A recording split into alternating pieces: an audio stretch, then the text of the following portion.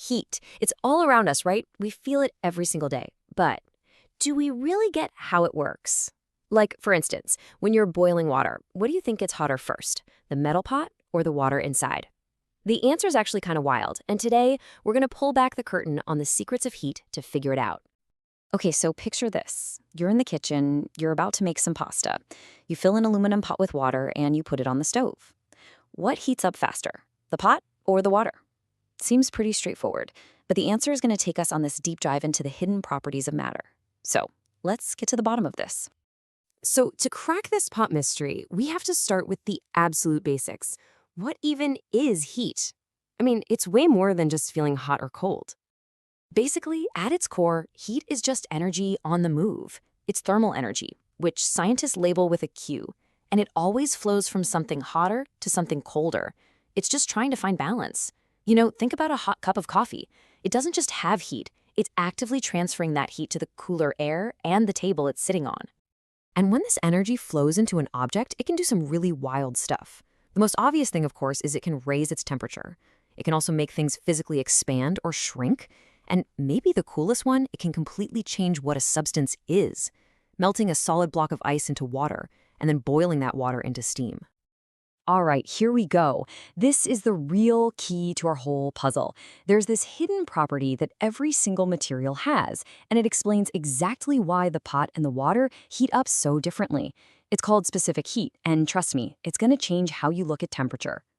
See, to figure out how much heat something can absorb, you really only need to know three things. First up, you gotta know how much stuff you have. That's its mass, or M. Second, how much hotter do you want to make it? That's the change in temperature, or delta T. And finally, the secret ingredient, this unique number that every material has, called C. And when you put those three things together, you get this really simple but super powerful formula. Q equals M times C times delta T. What this tells us is that the heat energy you need depends on the mass, the temperature change, and that all-important C value, the specific heat. This little C right here, that's what makes all the difference. So what is specific heat exactly?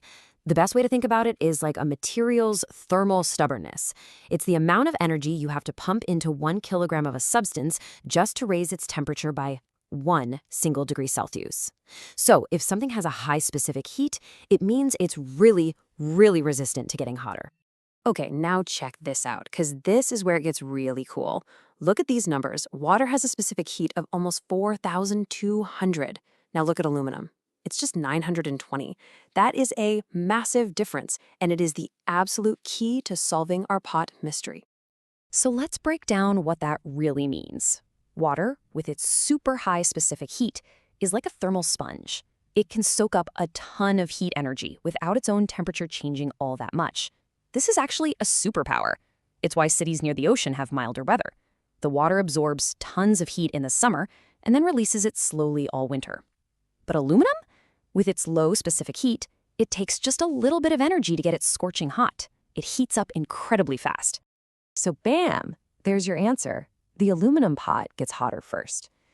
It's because aluminum's low specific heat means it needs way less energy to raise its temperature compared to the water. The whole secret was hiding in that little C value the entire time. Okay, so we figured out how heat changes temperature. But, and this is a big but, that's not the only trick up its sleeve. Heat has this other, even more incredible power. It can completely change the form of matter itself. This is where the story gets a really interesting plot twist. See, down at the molecular level, adding heat just makes molecules vibrate faster. But if you add enough heat, those little molecules start vibrating so wildly that they literally shake themselves apart, breaking the bonds that hold them together. That's how a solid block of ice melts into a flowing liquid, and how that liquid can then turn into a gas, into steam. Okay, but get ready for this, because this is where things get super weird, like against your intuition weird. When a substance is in the middle of melting or boiling, you can keep pumping heat into it, but its temperature won't go up, not even a little bit. A pot of boiling water will stay at exactly 100 degrees Celsius, no matter how high you crank the stove. So where is all that extra energy going? It's going into something called latent heat. You can think of it as hidden heat. This is the energy that isn't being used to raise the temperature. Instead, it's doing the really hard work of physically breaking those molecular bonds to change the substance from one state to another. And there are two main types of this hidden energy. You've got the latent heat of fusion, which is the energy it takes to melt a solid, like ice, into water. But then you have the latent heat of vaporization, which is the energy needed to boil a liquid into a gas, like water into steam. And this one takes a whole lot more energy. And that, by the way, is exactly why a burn from steam is way, way worse than one from boiling water. All right, we've covered what heat is and what it can do. So for our grand finale, let's talk about how it actually gets around. How does the heat from the stove even get into our pot of water in the first place? Turns out, heat has three main ways of traveling: conduction, convection, and radiation. Each one is a totally different kind of journey for this amazing form of energy. And the craziest part?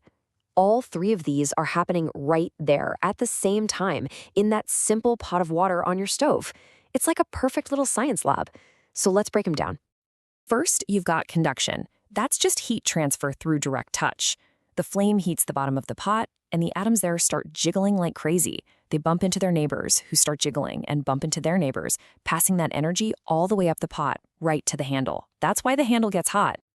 Now, inside the pot, you've got convection. This is how heat moves through fluids, so liquids and gases. The water at the very bottom of the pot gets hot, becomes less dense, and rises to the top. The cooler, denser water at the top then sinks down to take its place, where it gets heated up and rises too. You get this constant rolling motion, this current, that makes sure all the water heats up evenly. And finally, we have radiation. This is heat that travels as electromagnetic waves. It's the same way we feel heat from the sun, which is millions of miles away. I mean, you can feel the heat coming off a hot burner without ever touching it, right? That's radiation. That energy is just beaming out in all directions. So you see, heat is so much more than just a number on a thermometer. It's this incredibly dynamic energy that's always moving, always transforming things, and connecting everything in our world in these really profound ways. From a simple pot of water on the stove to the massive weather systems that shape our entire planet, the secrets of heat are literally everywhere. So, now that you know what you're looking for, what's the first bit of heat magic you're going to notice?